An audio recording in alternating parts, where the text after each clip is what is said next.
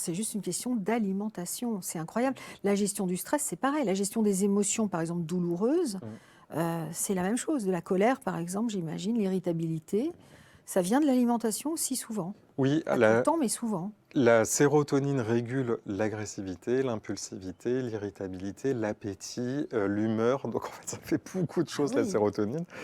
Et selon les personnes, hein, selon le terrain génétique, et on a même vu qu'il y avait un rôle du microbiote potentiellement aussi dans cette régulation des émotions.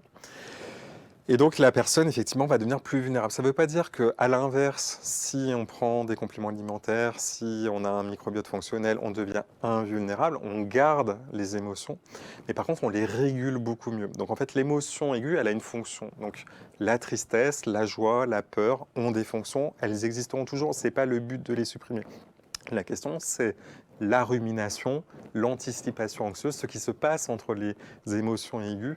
Et c'est là où, en fait, où un cerveau dénutri va beaucoup plus ruminer, cogiter, avoir des perturbations mentales, des troubles du sommeil, des troubles de l'attention, et que ça va faire un cercle vicieux, parce que ça va augmenter le niveau de stress, et du coup, ça va consommer des ressources de nutriments, de zinc, par exemple, et donc la personne qui n'en a pas assez dans son alimentation va encore plus être vulnérable dans un cercle vicieux comme ça.